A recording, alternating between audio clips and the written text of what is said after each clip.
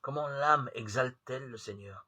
En effet, si le Seigneur ne peut recevoir ni accroissement ni diminution, et s'il est ce qu'il est, dans quelle mesure Marie peut-elle dire maintenant « Mon âme exalte le Seigneur » ?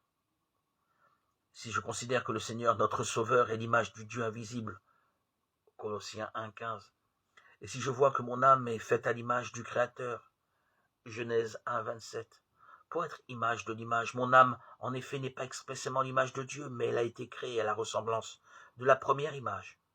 Je comprendrai alors ceci, à la manière de ceux dont le métier est de peindre des images et d'utiliser leur art à reproduire un modèle unique, par exemple le visage d'un roi.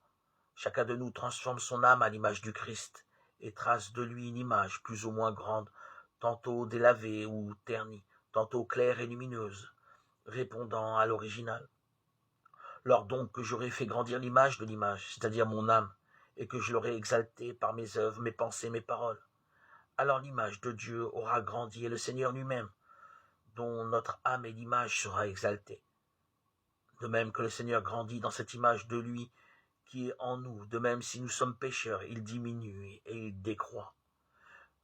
Plus exactement, le Seigneur ni ne diminue ni ne décroît, mais nous-mêmes, au lieu de l'image du Seigneur, nous revêtons d'autres images.